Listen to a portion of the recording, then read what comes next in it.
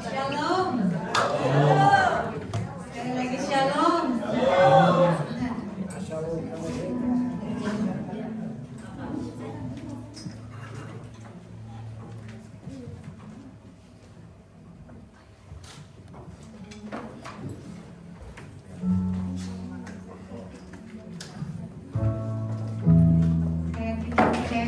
Semua merasakan kasih setia Tuhan dan penyertaan Tuhan sepanjang minggu. Amin. Amin. Amin. Luar biasa yang bisa dapat kerja, yang sudah mendapatkan kerja, baik semua yang masih berkumpul dalam pekerjaan. Tuhan tahu, Tuhan punya rencana yang terbaik untuk kita semua. Amin. Haleluya. Mari saya mengajak kita sore hari ini kita tinggalkan dulu semua beban. Kita mau datang dengan hati yang penuh dengan ucapan syukur, hati yang penuh dengan pengharapan bahwa Tuhan, Dia Bapa kita yang begitu baik. Dia tahu yang terbaik untuk kita. Sebab itu kami mau mengucap syukur Tuhan untuk semua yang sudah Tuhan siapkan untuk kami. Haleluya. Terima kasih Tuhan, terima kasih. Haleluya.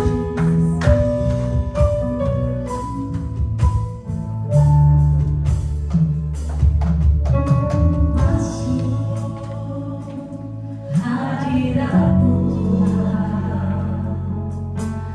dengan korban pujian,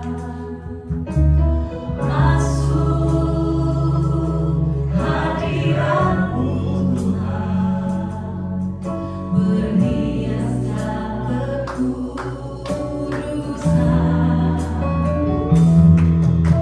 di hadapan hadiratmu Tuhan. Rasakan kedamaian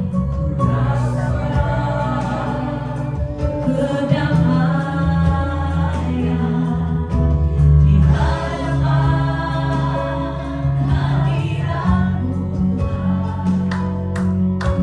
Menambah keajaiban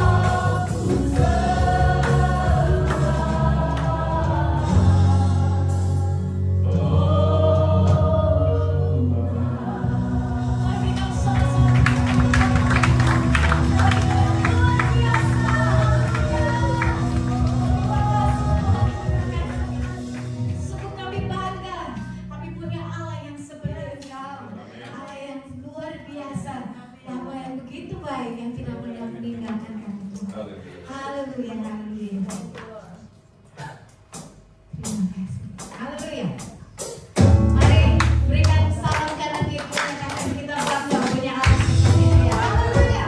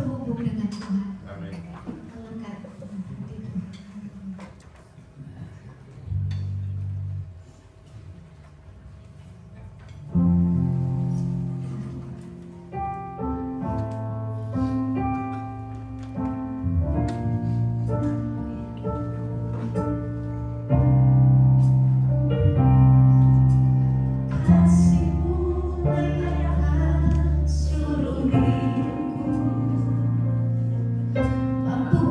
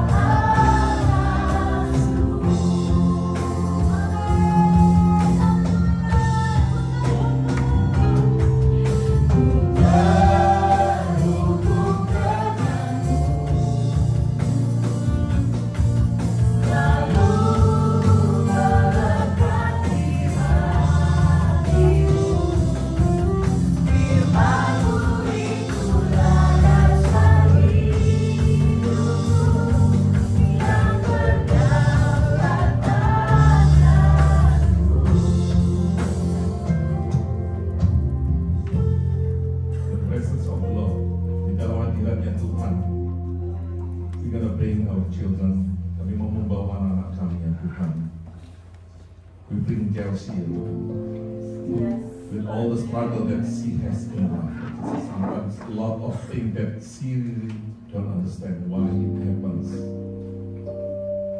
We don't have the answer for all of that question, but one thing that we have God. We believe in Him who holds our future, who holds our life. He can heal. He can heal. Work miraculously through Chelsea's life, Lord Jesus.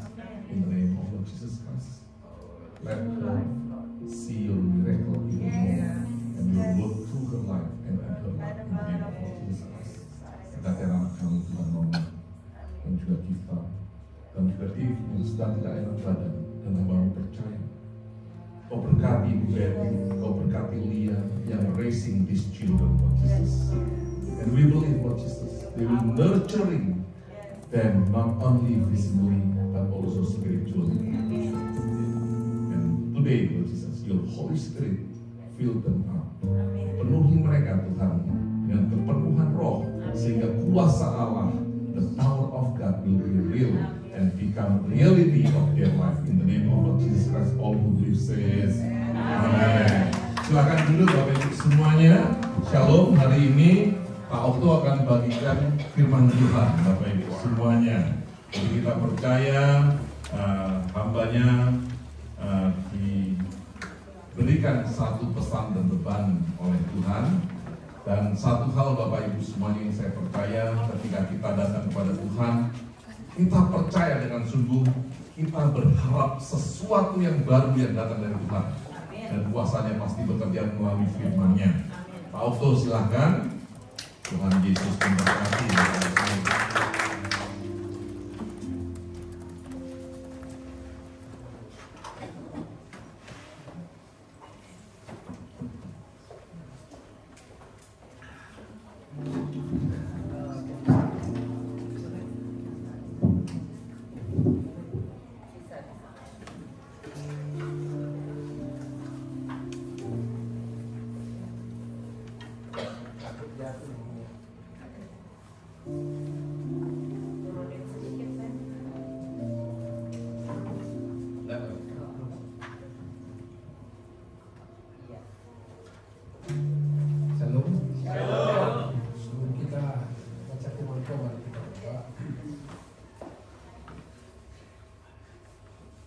Bapa di surga, kami menaikkan pujian syukur kami kepada-Mu.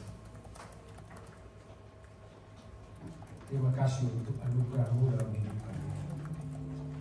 Kami boleh hidup sampai hari ini dari kasih karunia kepada kasih karunia Tuhan yang memelihara kami, yang memberikan kami kekuatan, iman untuk menjalani hidup sebagai orang-orang yang telah Kau tebus.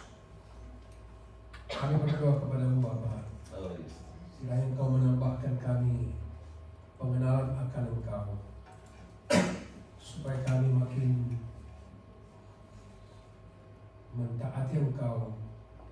kebenaran firman-Mu, hidup mengasihi Engkau dan menjadi berkat bagi banyak orang. Nama Tuhan dipermuliakan. Yes.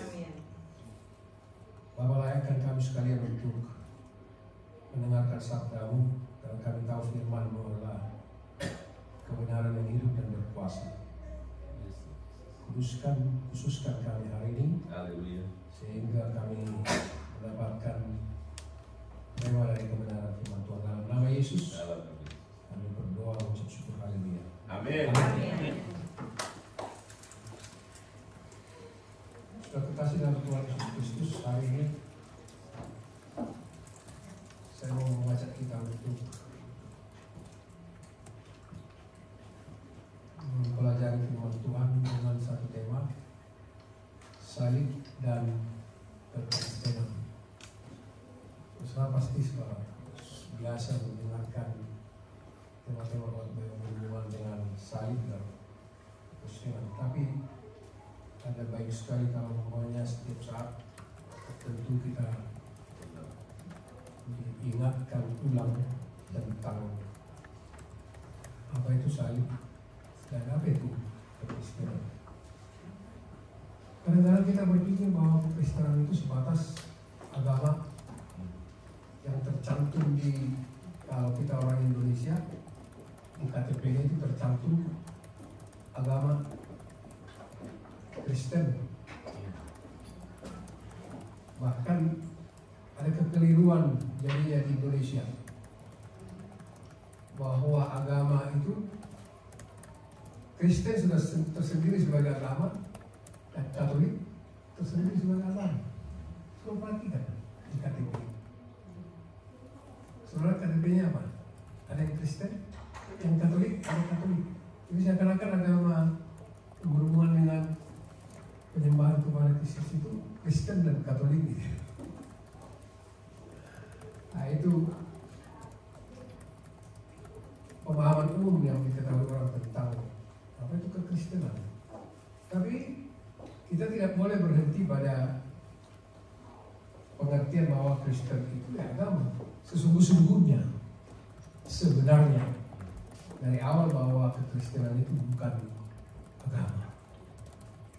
Karena Yesus datang ke dalam dunia bukan membawa agama. Benar ya? Tidak. Dia datang membawa kabar keselamatan, kabar baik. Walaupun pengikutnya disebut, pengikut Kristus disebut orang Kristen.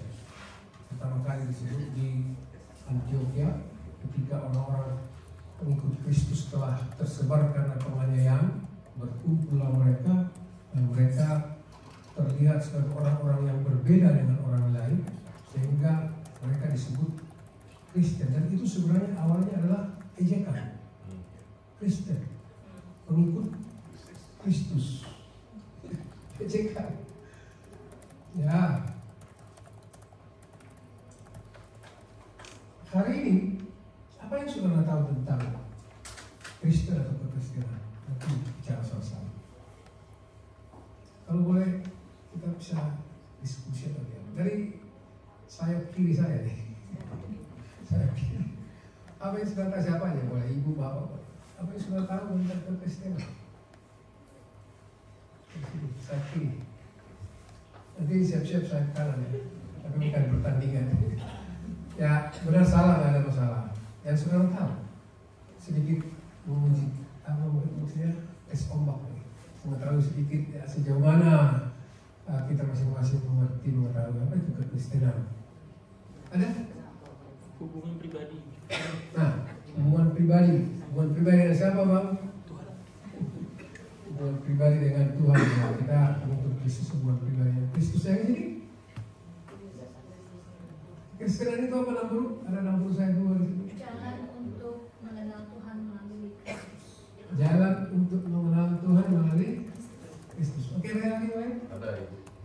Ada ibu? Kekristenan adalah mengakui bahwa Yesus Kristus adalah Tuhan. Dalam Yesus ada kasih. Kekristenan adalah dalam Yesus ada Kasih. kasih. Bagus sekali.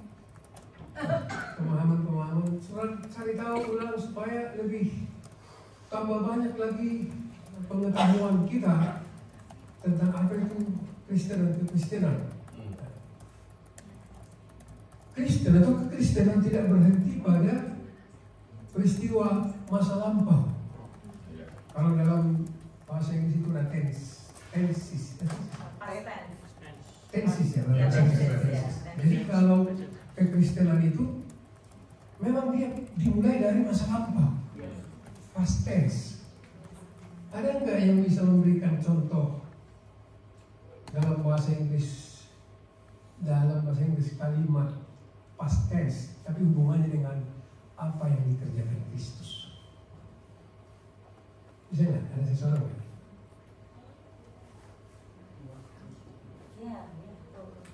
Ada ikutan. Ya. He was crucified. He was Crucified. crucified. Crucified. Yes. Yesus telah Disalibkan. ada lagi yang lain? Semuanya past tense, masa lampau. Kekristenan itu ya dimulai dari masa lampau, tapi tidak berhenti di masa lampau, berjalan sampai hari ini. Ada lagi yang lain? Saya cari-cari.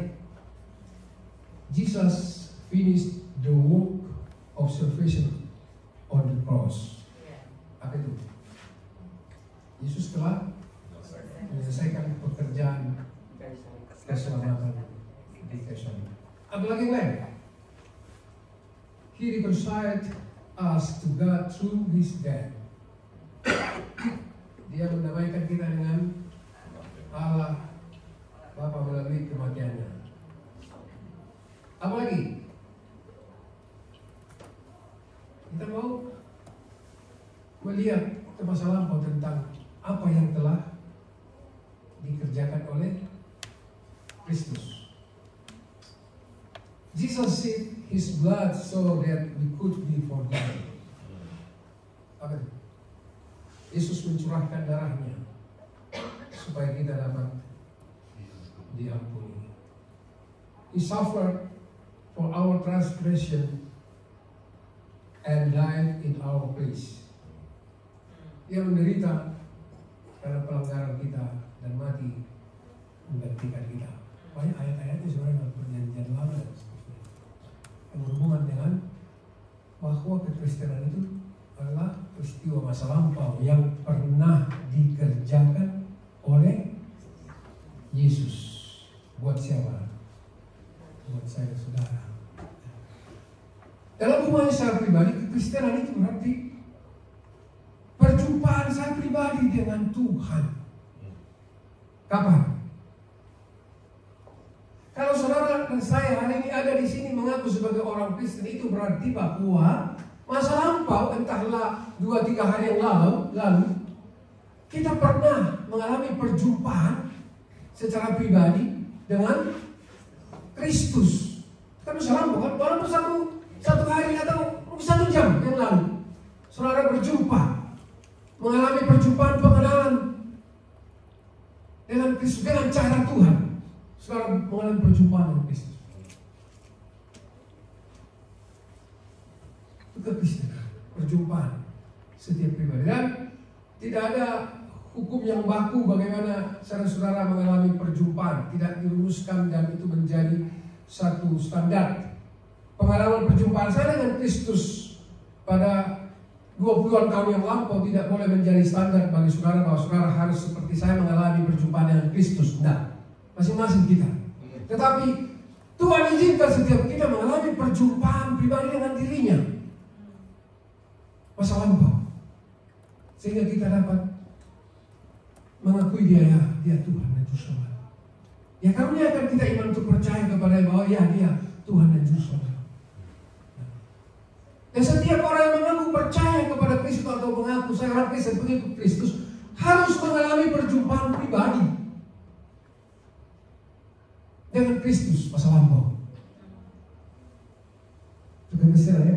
Tapi selanjutnya bahwa kekristenan itu adalah dalam hubungannya dengan tenses itu, dia adalah present continuous tense.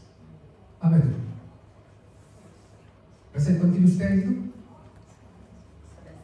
suatu peristiwa yang dikerjakan sampai hari ini berlangsung. Dan seterusnya ke depan. Apa peristiwa yang sedang terjadi dan berlangsung hari ini dalam hubungan saya dengan Tuhan sebagai Tuhan dan Juru Selamat saya? Ada tadi hubungan itu, hubungan yang tersambung dan hidup dengan siapa? Dengan Sang Kristus yang kita percaya adalah Tuhan dan yang kita ikuti sebagai junjungan kita. Jadi kekristenan tidak boleh berhenti pada masa lampau. Kekristenan itu juga adalah suatu keadaan yang saat ini sedang berlangsung terus. Jadi kekristenan itu harus terus terhubung seperti listrik yang terhubung dengan powernya. Kalau Pak Pendeta Ivan minggu lalu mengatakan seperti handphone yang terbaik sekalipun katanya kalau tidak ada koneknya dengan power, ada fungsinya. Dan kekristenan yang hubungannya dengan present continuous tense itu adalah saya masih tetap akan terus tetap terhubung, tersambung dalam perjalanan iman dengan Kristus yang sudah pernah mati bagi kita, yang sudah pernah berjumpa dengan kita dan sampai hari ini kita alami. Kekristenan itu harus dialami. Tidak usah pikir mujizat yang hebat, tapi pengalaman-pengalaman pribadi setiap hari dengan Tuhan, dengan firman-Nya, dengan Roh-Nya yang menuntun pikiran dan hati kita. Amin. Itu Kristen sebenarnya. Bukan statis, bukan stagnan, bukan berhenti pada saya dulu mengenal, saya dulu berjumpa dengan Kristus, saya dulu, tapi tidak sekarang pun. Kristus yang saya percaya dia mati dan dia hidup dan sampai hari ini dia masih hidup dan dia akan datang. Kita punya hubungan dengan dia. Dan selanjutnya maka Kristenan itu juga adalah present, future, tense. Dan bahasa Inggris itu tensesnya orang Inggris. Present continuous tense, hari ini sedang berlangsung atau berlangsung selanjutnya. Dan future tense. Present future tense ya? Atau future tense? Future tense. Suatu peristiwa yang nanti akan terus kita alami bersama dengan Tuhan. Jadi karena itu saudara kekasih dalam Tuhan Yesus, jangan berhenti hari ini sebagai orang Kristen, atau jangan hidup di dalam peristiwa masa lampau dalam kehidupan spiritual saudara sebagai orang Kristen. Tapi terus Tuhan juga mau roh itu hidup dan bekerja, bergerak. Dia juga mau menuntun kita untuk mengalami dia hari ini dan seterusnya ke depan. Jadi itu kekristenan ya. Amin ya. Karena itu kita mari terus terhubung, tersambung dengan Sang Hidup Kristus yang adalah Tuhan. Nah, itu hubungan dengan sedikit tentang kekristenan. Sekarang bicara dengan salib. Ada beberapa pertanyaan penting yang saya coba tanyakan. Saudara nggak mau jawab boleh, mau nggak jawab, tapi coba membuka pikiran kita. Apa hubungan salib dengan kekristenan? Saya pikir sekitar 30 detik. Apa hubungan antara salib dengan kekristenan? Mau dijawab boleh, mau nggak dijawab nanti pikirkan di rumah. Apa hubungan salib Kristus dengan kekristenan? Yang kedua, pertanyaannya ini seperti mahasiswa ya, apa ya? Mengapa Paulus mengatakan, nanti kita buka ayatnya dalam 1 Korintus itu, dia pernah berkata, mengapa Paulus mengatakan bahwa pemberitaan tentang salib Kristus merupakan kebodohan bagi mereka yang akan binasa? Dia katakan itu dalam 1 Korintus 1 ayat 18-23. Nanti kita baca, tapi saya baca pertanyaan. Sebaliknya, mengapa pemberitaan tentang salib Kristus adalah kekuatan Allah bagi orang-orang yang diselamatkan? Ya. Yang keempat,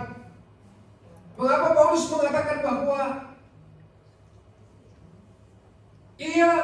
Paulus memutuskan untuk tidak mengetahui apa-apa di antara orang-orang Korintus selain Yesus Kristus, yaitu Dia yang disalibkan. Dia bilang kepada orang Korintus, saya tidak mau tahu apa-apa tentang kalian, yang saya tahu ialah Yesus Kristus, Dia yang disalibkan. Dan yang kelima, pertanyaan membuka pikiran kita dulu. Apa pentingnya salib dan Kristus yang tersalib dengan kehidupan orang percaya atau gereja Tuhan masa kini? Kadang-kadang salib sudah tersampingkan atau sudah hanya sebatas aksesoris. Tidak salah kalau kita pakai salib, gede-gede juga nggak apa-apa. Yang penting salib yang gede ini juga ada di dalam hati, dalamnya tak terlihat. Jangan ada salib gede di sini, tapi orang melihat nggak sesuai dengan salib itu. Jadi apa? Jadi batasan juga ya. Nah, kita melihat pertama, saya akhirnya coba menguraikan sedikit hubungan salib dengan kekristenan. Tadi saya sudah bahas ini. Salib Kristus bagi kita sebagai orang percaya adalah pusat dari iman Kristen. Salib Kristus. Ya, karena apa? Ada beberapa alasannya. Kita tahu sendiri bahwa di salib itulah kasih Allah dinyatakan sepenuhnya. Di mana? Di salib. Ketika Yesus salib, disitulah dinyatakan kasih Allah yang sepenuhnya. Mari kita baca dulu dari Roma 5 ayat 8. Baca Roma 5 ayat 8.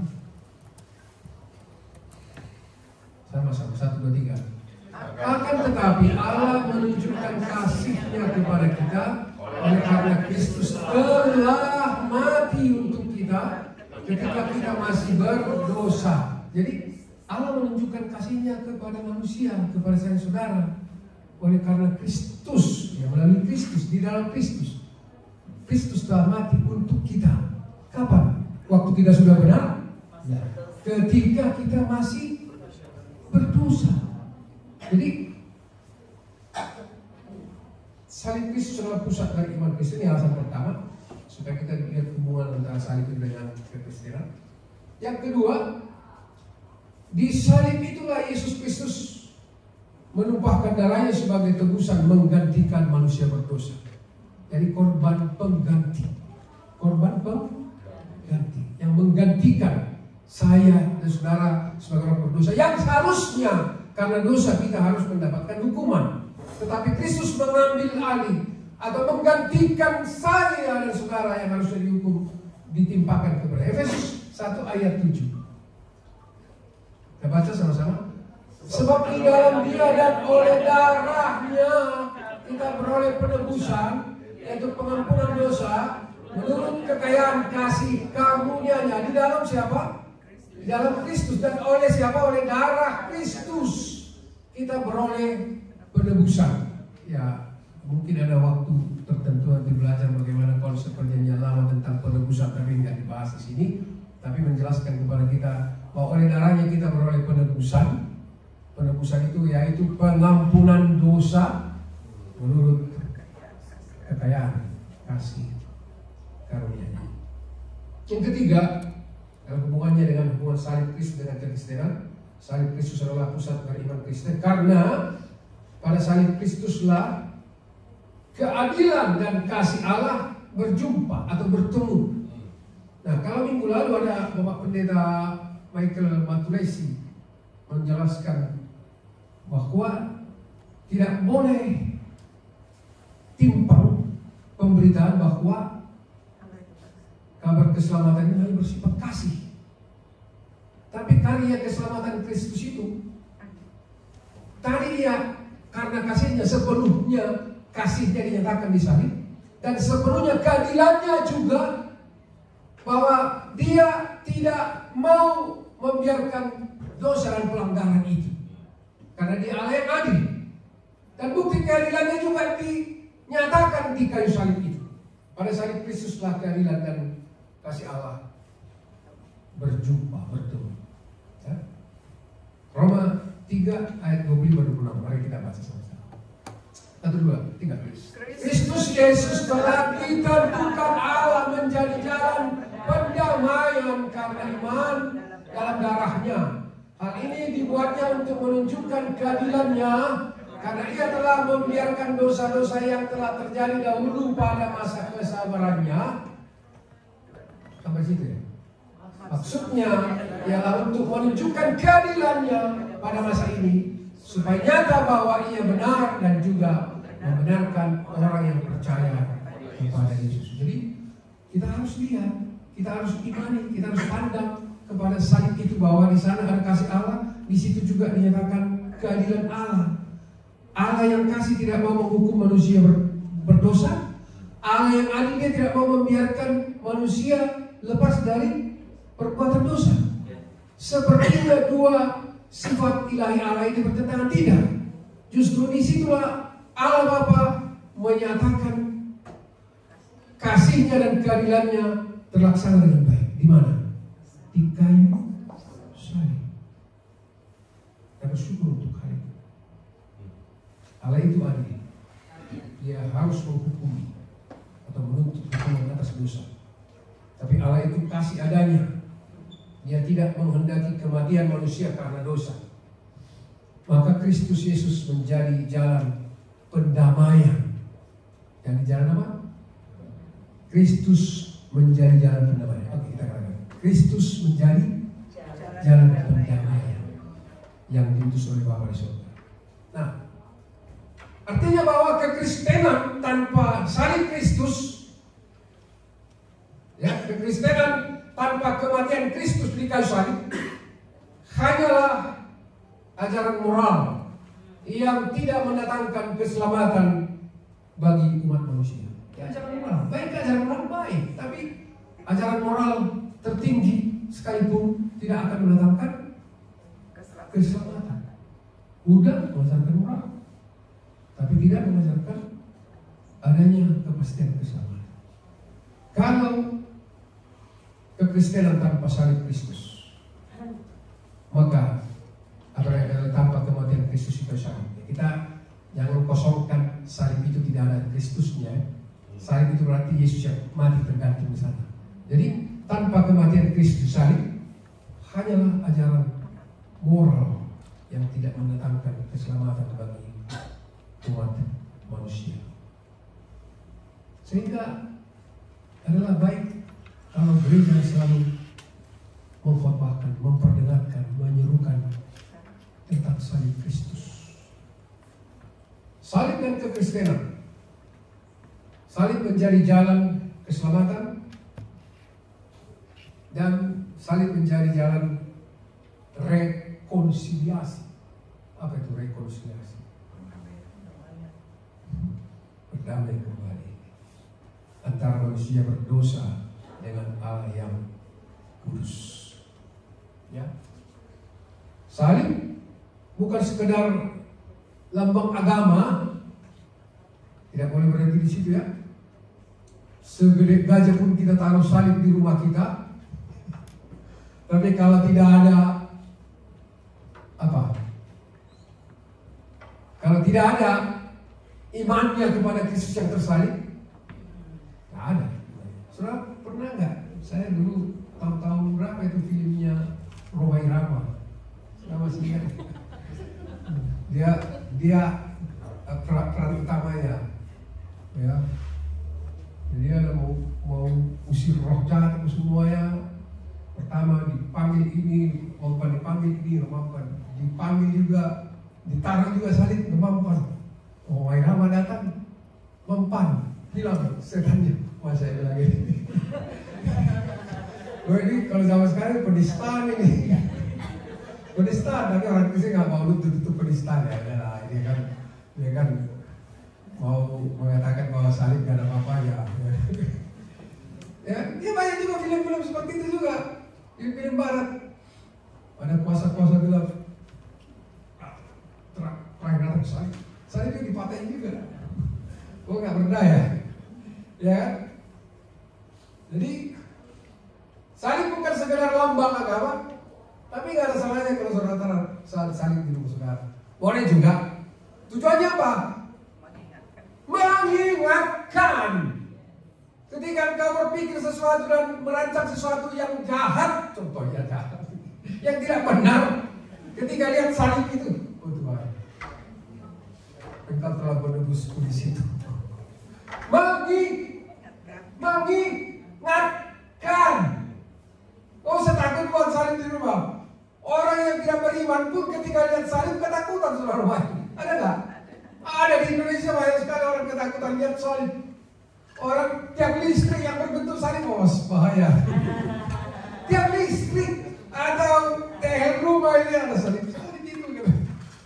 Ada. Paranoid sekali dengan salib. Ustaz sama saya nggak sebut ya, ada boleh sebut. Tapi jangan aku pencapaian nama baik. Sebaliknya, berapa hormatnya kita dan saya saudara terhadap salib Kristus yang terpampang itu mengingatkan kita.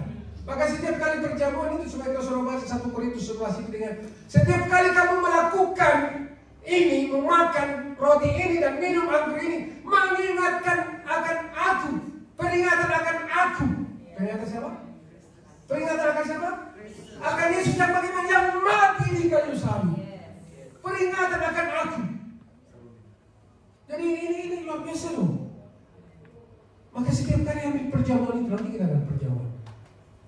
Bawa pikiran saya, saudara, minta Tuhan, bawa saya pikiran saya kepada pengorbananmu yang luar biasa 2000 tahun yang lampau. Dan kuasa kematian Yesus di kayu salib 2000 tahun yang lampau adalah kuasa yang menjangkau keselamatan kita hari ini. Dan keselamatan orang yang percaya Yesus sebelum Yesus datang.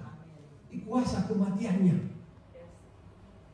Maka tugas kita hari ini, bukalah mulut kita, hati kita, beritahulah kepada orang-orang Yesus itu Tuhan dan Juru Selamat yang sudah mati karena kasihnya untuk menebus engkau. Mereka terima atau tidak, yang penting dengan kasih kita sudah sampaikan.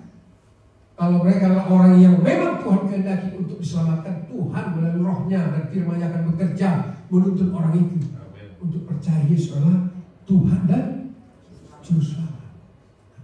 Jadi pada sisi ini kita harus sadar bahwa respek yang tinggi kepada Kristus yang tersalib. Tapi iman percaya kita bukan atau tidak berakhir pada Kristus yang tersalib dan selesai di situ, enggak ya? Kristus yang tersalib dan yang bangkit. Tapi hari ini karena bicara tentang Yesus yang tersalib, salib. Jadi saya fokuskan kepada salib Kristus. Ya, salib bukan sekedar lambang agama, tetapi merupakan pusat inti keselamatan, tanda kasih Allah yang abadi. Salib Kristus adalah kuasa yang mengubah hidup. Itu salib Kristus, kuasa yang mengubah hidup. Sekalipun peristiwa itu sudah terjadi 2000 tahun yang lampau, tetapi ketika ada orang membaca, ketika ada orang percaya, atau ketika ada orang datang mendengar dan melihat, mengalami salib Kristus, mereka diselamatkan. Jadi ada kuasa yang begitu dahsyat. Adakah satu orang pribadi yang 2000 tahun yang lampau mati dan kuasanya ada hari ini selain Kristus? Ada enggak? Ada enggak? Nabi setelah 700 tahun setelah Yesus, ada enggak kuasanya untuk memberikan keselamatan bagi orang yang percaya kepada dia hari ini? Tidak. Ada satu pribadi pun yang masa lampau dia mati dan hari ini orang diajak untuk percaya kepadanya bahwa kau akan dapat keselamatan? Tidak ada. Ada satu pribadi pun. Hanya pribadi Yesus Kristus. Memang dia mati tapi dia bangkit dan sampai hari ini dia hidup. Ini iman percaya kita yang harus kita terus tumbuhkan untuk terus menuntun kita berjalan bergerak bahwa dia sudah mati bangkitku, maka saya akan lebih lagi hidup dalam pengenalan akan dia, mengasihi dia, taat kepada dia, dan hidup saya mau saksikan tentang dia, tentang kasihnya, tentang kebaikannya kepada mulai dari lingkungan kita mereka. Salib Kristus adalah kuasa yang mengubahkan hidup. Maka kalau saudara lihat lagu-lagu himne itu, banyak pengubah lagu. Mereka menciptakan lagu-lagu yang berhubungan dengan Kristus dan salibnya. Dan sampai hari ini masih terdengar lagu itu banyak sekali. Salibnya, salibnya selamanya mulia, dosaku disucikan oleh darah Yesus. Lagu-lagu yang mengingatkan setiap kita tentang karya dan kuasa salib Kristus. Salib Kristus adalah kuasa yang mengubahkan hidup. Jadi kekristenan sejati hanya ada di dalam dan melalui salib Kristus. Yesus Kristus yang tersalib dan yang bangkit. Galatia 6 ayat 14. Sama kita baca. Galatia 6 ayat 14. Sama-sama dulu kita. Tapi aku sekali-kali tidak mau bermegah selain dalam salib Tuhan kita Yesus Kristus. Sebab olehnya dunia telah disalibkan bagiku dan aku bagi dunia. Jadi nggak ada lagi kemegahan yang kita megahkan dalam hidup.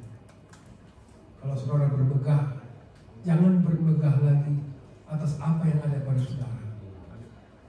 Atas hartakah, kekayaankah, pekerjaankah, uangkah, jabatankah, apa saja yang mungkin ada pada melekat predikat pada diri saudara. Bukan itu lagi kemegahan saudara. Tapi apa? Salib Kristus, sebagaimana Paulus mengatakan. Paulus, apa kurangnya Paulus? Apa kurangnya Paulus, saudara? Saudara bisa baca itu. Tapi dia bilang, aku gak mau lagi bermegah. Selain bermegah karena salib Kristus. Kita pun sebagai pengikut Kristus, kemegahan kita bukan lagi apa yang ada yang melekat pada kita, tapi pada Kristus yang telah mati karena kasih-Nya untuk menebus saudara. Bagian kedua, mengapa pemberitaan salib Kristus merupakan kebodohan bagi mereka yang akan binasa? Coba buka dulu 1 Korintus 1 ayat 18. 1 Korintus 1:18, sama-sama kita baca.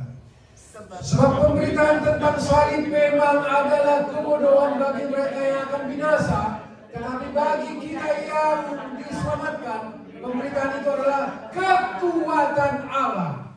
Pemberitaan apa? Pemberitaan tentang salib Kristus adalah kekuatan Allah.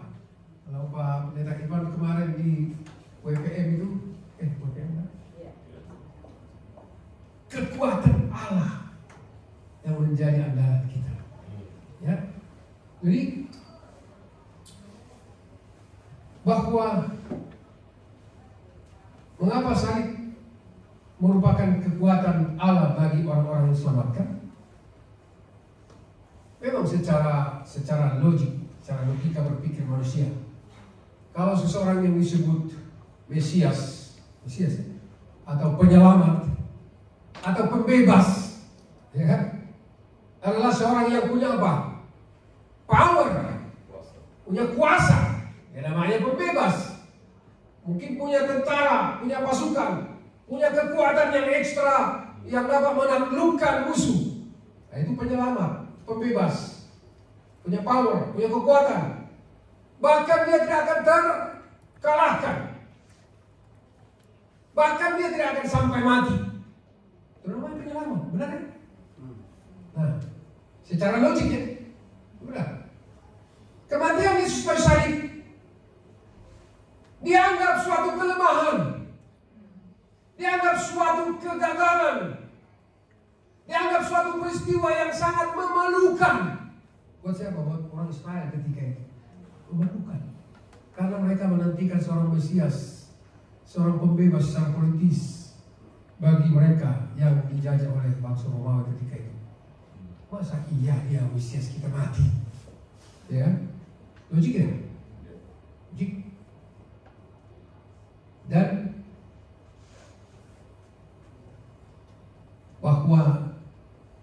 peristiwa kematian Yesus bertentangan dengan konsep kemenangan dan cara berpikir manusia. Masa iya seorang juru selamat dan yang mengaku dirinya sama dengan Tuhan kalah dan mati? Pernahkah Yesus mengaku bahwa dia adalah Tuhan sama dengan Bapa? Ya, dia mengaku. Tapi bagi Israel, masa iya dia Mesias buat kami mati? Ya kan? Tak logik. Itulah sebabnya banyak orang menolak Kristus yang tersalib. Sampai hari ini orang-orang yang belum percaya kepada Kristus mengejek. Masa iya Tuhannya orang Kristen mati tersalib pakai kolor lagi? Ya kan, pakai kolor. Memang ngeri mendengarkan ocehan-ocehan. Tapi mari kita bangun kedewasaan iman kita dari kebenaran firman Tuhan. Dan ada perdebatan baru-baru ini di antara kalangan apologet Kristen. Apakah kematian atau penyaliban Yesus itu rencana Bapa di surga atau rencana si iblis? Nah, itu kadang-kadang pertanyaan yang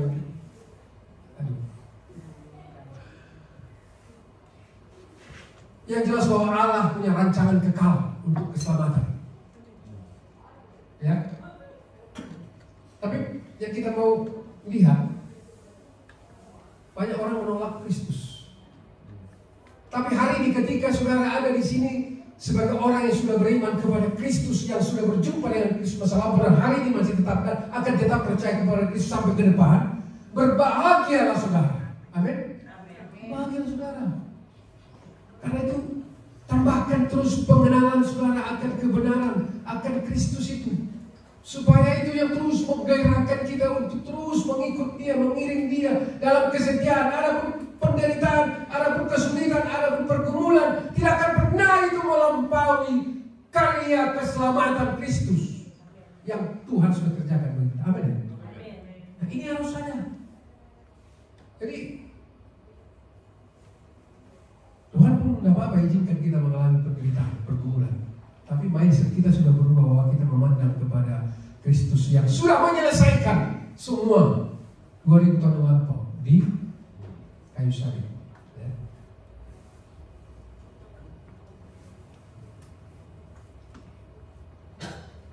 Mereka tidak memahami bahwa dengan kematian Kristus kayu salib ada kuasa Allah yang bekerja untuk menyelesaikan segala sesuatu.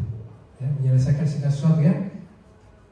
Apa yang selesai atau apa yang telah selesai dan tuntas dikerjakan oleh kematian Yesus di kayu salib.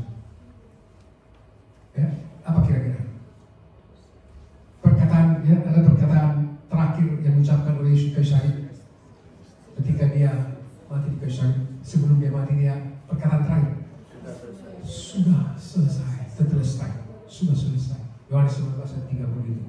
Tetelestai dalam bahasa Yunani.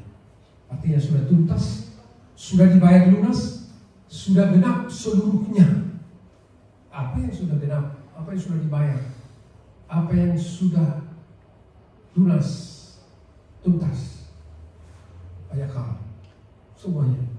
Pertama, dosa manusia sudah dihapus dan dibayar lunas oleh kematian Yesus. Manusia ditebus oleh kematian Yesus. Ayat-ayatnya banyak. Melalui salib, utang dosa manusia sudah dibayar lunas. Amin, sudah lunas ya. Tidak ada lagi yang perlu ditambahkan oleh manusia melalui usaha atau korban. Penebusan sudah lengkap. Yang kedua, apa yang sudah selesai? Kutuk dosa telah dipatahkan. Galatia 3:13. Nanti baca. Semua akibat dosa, kutuk, penghukuman, keterpisahan dari Allah telah ditanggung oleh Yesus. Sudah selesai. Ya, disebut selesai. Sudah sempurna. Kita tidak lagi hidup di bawah kutuk. Kalau ada orang yang mengingatkan saudara tentang kutuk masa lalu, kutuk keluarga, kutuk apa, saudara percaya katakan dalam nama Yesus. Kutuk tidak mengikat saya, benar? Tidak ada kutuk yang mengikat kita. Amin ya? Amin. Ya, harus bangun iman, bangun kebenaran, bangun pengetahuan yang benar akan Kristus, akan salibnya. Kemudian hubungan antara manusia dengan Allah dipulihkan. Sudah pulih oleh kematian Kristus. Saya dan saudara diperdamaikan dengan Allah. Diperdamaikan, sudah berdamai. Jadi kita diperdamaikan oleh Kristus kepada Bapa, sehingga kita sudah berdamai. Apa ternyata? Adakah yang belum berdamai dengan Allah? Adakah? Kalau sampai enggak ada. Semua di sini adalah orang-orang yang sudah berdamai dengan Allah. Amin. Tuhan ya. Kalau kita adalah orang-orang yang sudah mengalami perdamaian dengan Bapa melalui Kristus, maka kita juga adalah orang-orang yang harus membawa apa? Perdamaian antara sesama kita. Ya. Hubungan itu telah dipulihkan. Baca dulu satu ayatnya. Efesus 2:13 aja. Ayat yang berhubungan dengan, ada beberapa tapi tidak semuanya. Efesus 2:13. Tetapi sekarang 1:3. Tetapi sekarang dalam Kristus Yesus kamu dahulu jauh sudah menjadi dekat oleh darah Kristus. Kita jauh karena dosa dulu. Sekarang sudah dekat, sudah melekat oleh darah Kristus. Nah, ayat-ayatnya banyak saudara. Tapi hari ini saya akan baca. Ya. Salib menjadi jambatan perdamaian antara manusia berdosa dengan Allah yang kudus. Sekarang kita dapat datang langsung, ya, kepada Allah tanpa perantaraan imam manusia. Jadi kalau perjanjian lama harus cari imam untuk memberikan, menghubungkan saya orang berdosa kepada Allah Bapa, kepada Allah melalui imam bawa korban. Sekarang kita sudah bisa langsung. Kita adalah imam bagi disembelih kepada Allah. Jadi tidak ada lagi orang bilang saya nggak bisa berdoa. Kalau dia mengaku orang percaya, orang yang percaya kepada Kristus. Kalau cerita nggak bisa berdoa dulu di kampung kami, sudah umur juga banyak orang tua kalau ada kebaktian keluarga, kebaktian rumah tangga, Pak Syarul itu berdoa. Janganlah, minggu depan aja. Ada nggak di sini yang tidak mau berdoa atau tidak bisa berdoa? Saya yakin semua anak-anak Tuhan yang sudah dan bisa berdoa. Amin. Kalau dulu di kampung banyak lucu-lucu cerita di kampung kalau orang-orang kudus itu berdoa. Lagi suruh bapak ini. Iya. Ya Tuhan, Engkau raja di surga, kami raja di bumi. Mari kita saling menghargai. Aduh, dua itu di kampung. Tapi kasih. Macam-macam banyak. Karena apa? Karena belum memiliki pengenalan yang benar, belum memiliki hubungan yang benar, belum mengalami perjumpaan yang sungguh dengan Sang Kristus. Banyak lagi contoh-contoh. Nanti kita cerita di luar soal berdoa kampung. Oke, sedikit lagi ya, boleh ya? Sekarang kita dapat langsung kepada Allah Bapa, kepada Tuhan tanpa perantaraan imam manusia. Bahkan kalau saudara, ini pengalaman banyak, ada orang kesurupan, saudara jangan takut menghadapi orang kesurupan, karena roh yang ada padamu lebih besar daripada roh yang ada di roh. Siapa yang ada dalam diri saudara? Roh Kudus, Roh Tuhan ada dalam diri saudara sebagai orang yang sudah percaya, sudah menerima Yesus pribadi sebagai Tuhan dan Juru Selamat. Dan ketika ada orang kesurupan, saudara nggak usah tunggu hamba Tuhan, kami Pendeta Ivan, kalau jauh sekali 2 jam jemputnya, duluan dicekek iblis itu orang. Dan baru-baru ini di sini, ada teman, Bang datang dulu bang, ini kesurupan. Jam 11, 12 malam. Saya bilang, doakanlah, kamu kan orang percaya. Saya berdoakan terjadi ledek bang. Kenapa diledek ya? Udah kamu berdoa lagi. Udah 3 kali doa. Enggak juga bang, diam-diam dia malah lirik saya ya. Ya udah saya datang. Langsung saya, hei, iblis kamu jangan main-main. Keluar kamu. Dalam nama Yesus. Muntah-muntah dia. Ada kuasa dalam diri orang percaya. Amin. Jadi kalau ada orang sakit pun sudah sangat bahaya, sudah sangat kritis, sudah berdoa, ada otoritas, sudah ada imam ya, imam. itu. Karena saya Kristus itu mengerjakan hidup kita. Dan seterusnya. Nah.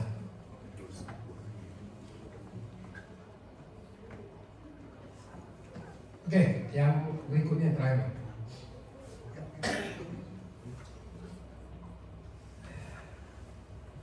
Kuasa iblis telah dikalahkan, manusia menerima pengampunan penuh itu dari salib ya.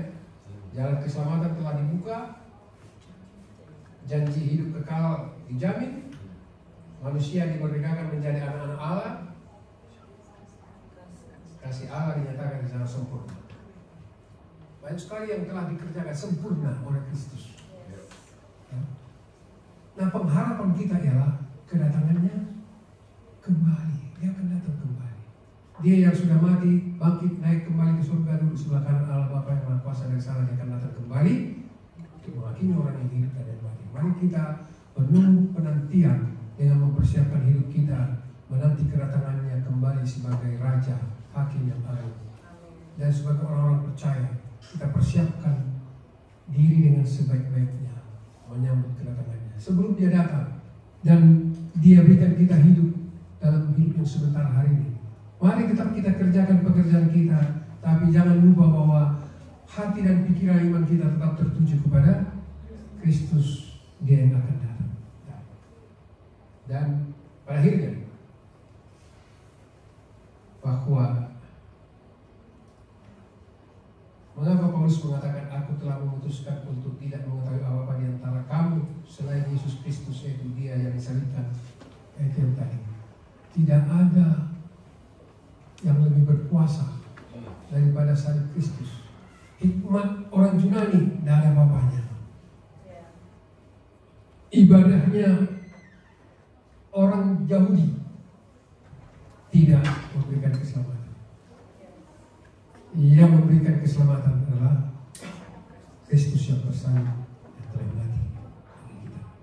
Mari kita bawa Kristus yang telah mati dan juga yang telah bangkit dalam hidup kita. Alami terus bahwa kekristenan bukan masalah hari ini juga dan seterusnya ke depan. Sampai kapan? Sampai Tuhan Yesus datang kembali. Saya saudara adalah orang-orang kepercayaannya, utusan-utusannya, surat-surat terbuka yang kemana pun kita pergi orang bisa membaca. Bukan saja mengatakan Anda baik, nah. Orang harus tahu dari hidup kita siapa? Yesus Kristus. Siapa? Yesus Kristus yang telah mati dan bangkit. Mari kita bangkit berdiri.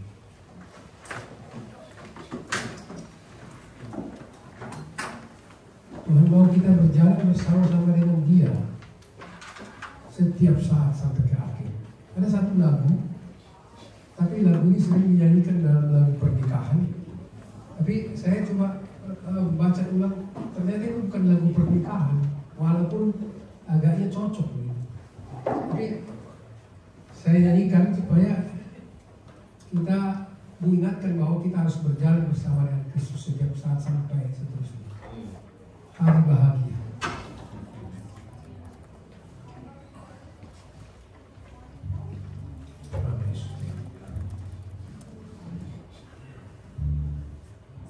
Kita boleh bernyanyi bersama juga, Pak. Renungkan baik-baik.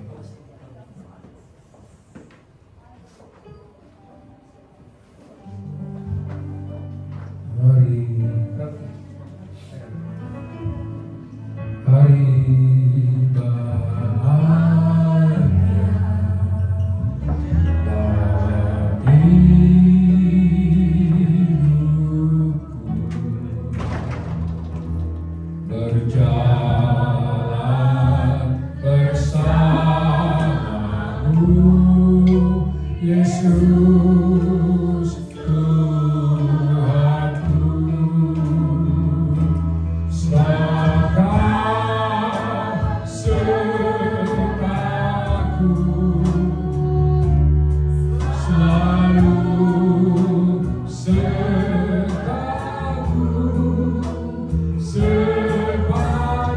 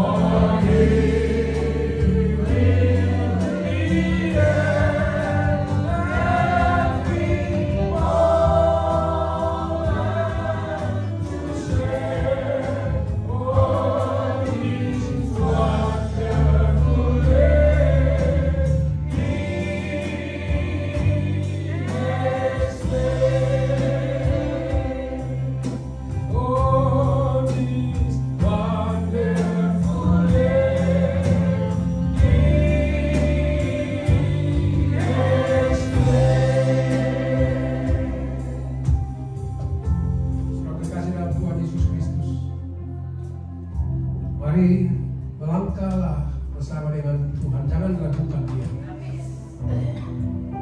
Dia hidup, Dia berkuasa. Dia telah mati bagimu dan bagiku.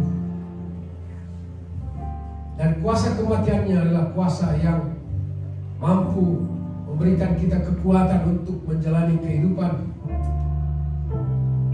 Kami berdoa Bapa, kiranya Roh-Mu yang kudus, kuasa yang tak terbatas itu memberikan kami pengajaran pengenalan yang lebih lagi akan Kristus Yesus yang adalah Tuhan dan Juru Selamat kami, yang telah mati bagi kami dan bangkit bagi kami, dan yang akan datang kembali. Kiranya Engkau karuniakan kami kasih dan kesetiaan, karena Engkau telah mengasihi kami dan setia kepada kami sebelumnya. Terima kasih Bapa di surga. Kau melihat setiap kami jikalau ada yang lemah. Biarlah kekuatan yang daripada menguatkan kami. Kalau ada iman yang runtuh oleh karena pergumulan, bangkitkan kembali Tuhan. Bawa kepada pengorbanan-Mu 2000 tahun yang lampau.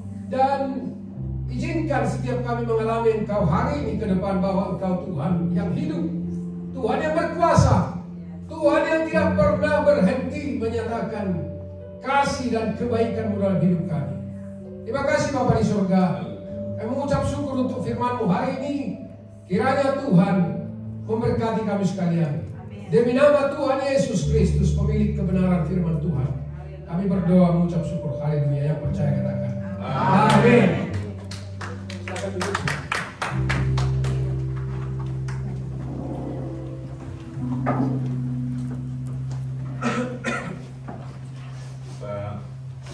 Ambil bagian dalam firman kudus Bapak Ibu semuanya. Terima kasih ya Tuhan, memberkati setiap daripada pelayan-pelayan Tuhan yang melayani, dan juga setiap jemaat yang mengambil bagian di dalam perjamuan kudus ini.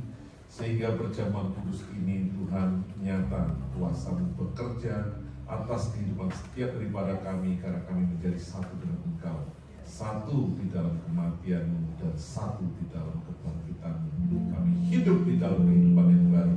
Kami yang percaya dan kami yang siap untuk menerima bagian daripada perjamuan kudus ini, katakan amin.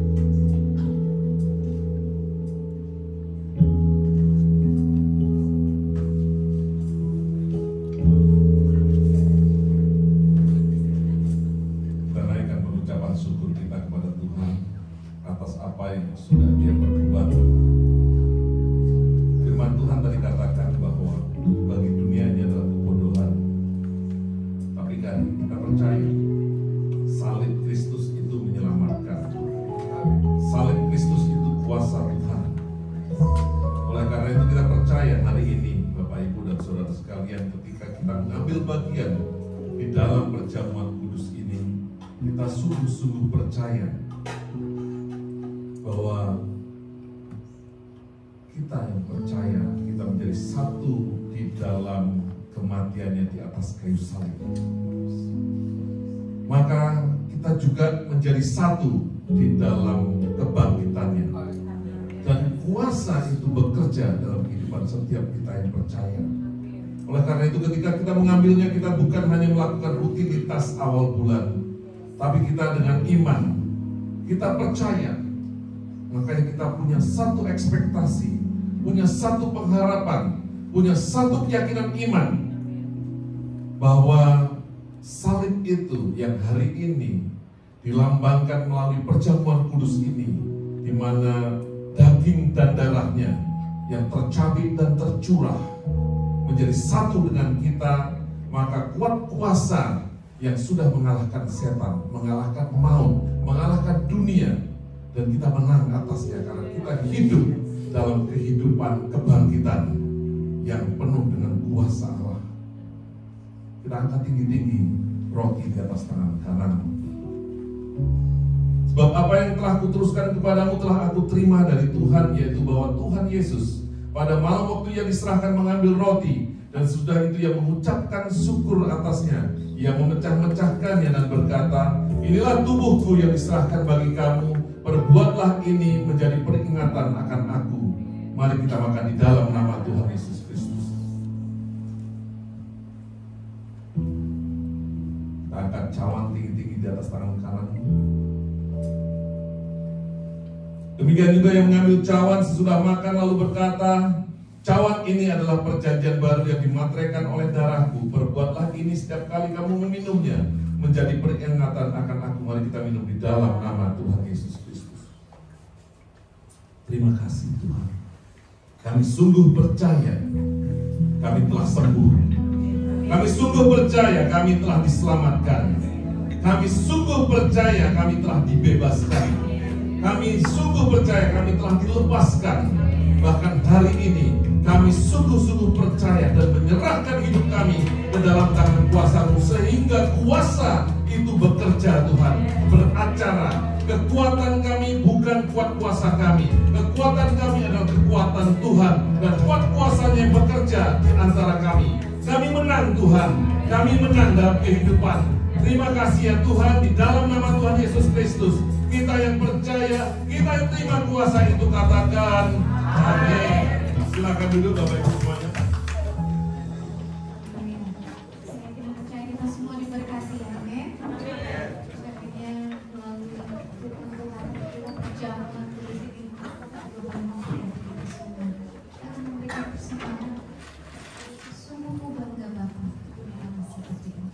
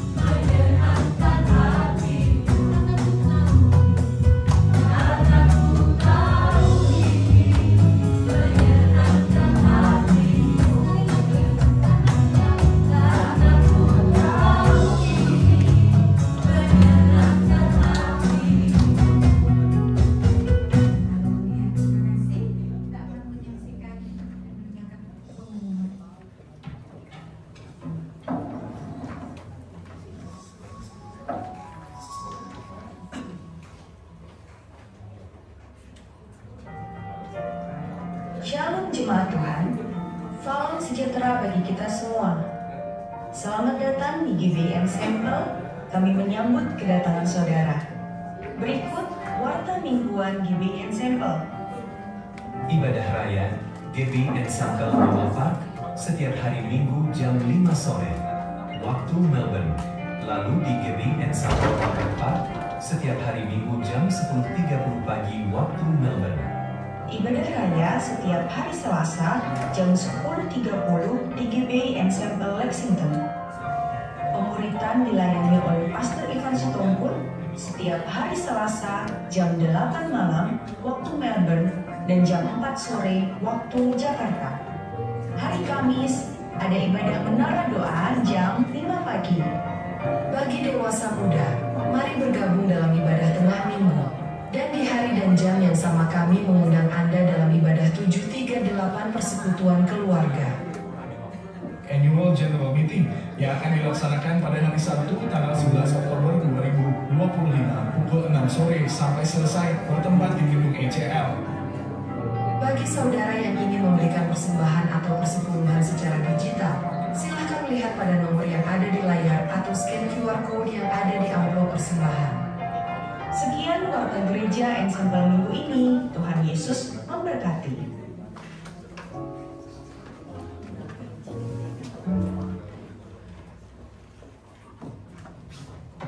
Bapak Ibu, AGM itu wajib buat gereja kita karena gereja kita register secara resmi di ACNC sama di pemerintahan Australia.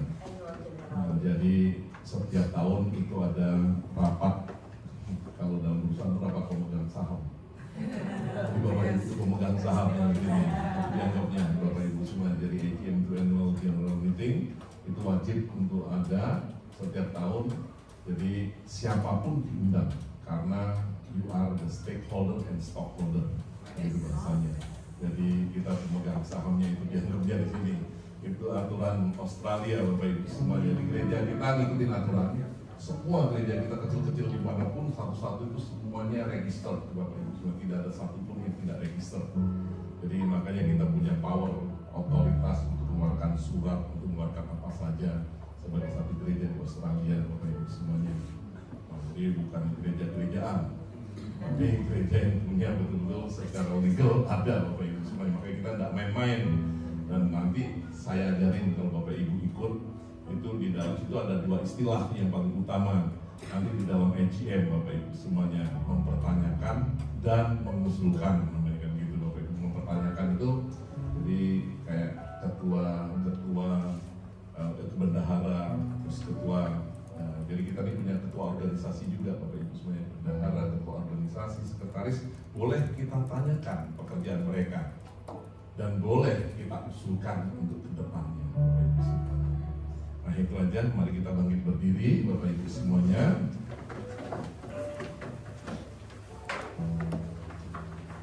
Terima kasih ya Tuhan buat hari ini. Kami mengucap syukur, kami percaya betul hadirat-Mu ada di tengah-tengah kami. Di mana firman Tuhan disampaikan, maka hadirat Tuhan ada. Di mana firman Tuhan dinyanyikan, maka Tuhan ada bertahta. Dan kami percaya hari ini Tuhan, kami datang dengan satu iman, kami datang dengan satu ekspektasi. Kami percaya Tuhan bekerja dan kuasanya bekerja kepada orang-orang yang percaya. Dan hari ini kami mau katakan, kami sudah menerima jawaban daripada doa-doa kami. Yang sakit disembuhkan, yang lemah dikuatkan, yang terikat dilepaskan. Bahkan kami percaya ada restorasi di dalam keluarga, ada restorasi di dalam keuangan, ada restorasi di dalam rumah tangga, ada restorasi di dalam hubungan-hubungan kami. Terima kasih Tuhan buat hadirat-Mu yang berbicara dan beracara di tengah-tengah kami. Memberkati hamba-Mu Pak Okto Simanjuntak yang sudah menyampaikan kebenaran firman-Mu Tuhan. Dan biarkan mereka menjadi berkat terus dimanapun mereka ditempatkan, bersama Ibu Iren, bersama Gracia Tuhan. Dan kami mengucap syukur juga buat setiap jemaat di tempat ini. Kami percaya Tuhan, firman-Mu membebaskan kami. Firman-Mu Tuhan menguatkan setiap daripada kami. Bahkan firman-Mu memenangkan kami. Yang jemaat dan keluarga diberkati, jemaat dengan pekerjaannya diberkati. Bahkan kami percaya Tuhan, yang dalam pergumulan tentang visa, tentang appeal Tuhan, mereka dimenangkan Tuhan. Karena mereka berpegang dalam kebenaran-Mu, dalam kekudusan-Mu, di dalam firman-Mu ya Tuhan. Terima kasih buat hari ini, memberkati semua pelayan-pelayan yang sudah melayani.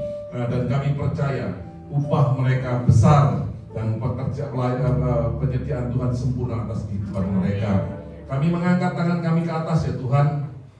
Kami percaya Tuhan, Kau memberkati setiap daripada kami dengan kasih daripada Allah Bapa, karunia daripada Tuhan Yesus Kristus, dan persekutuan dengan Roh Kudus menyertai Bapak Ibu dan Saudara sekalian.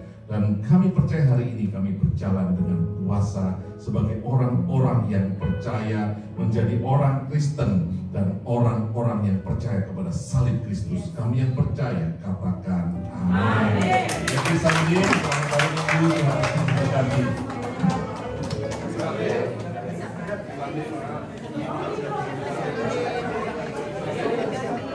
Kenapa agak? Happy birthday. Happy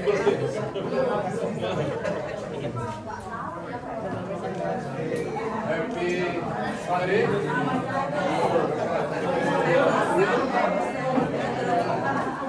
Happy Sunday. Happy Sunday.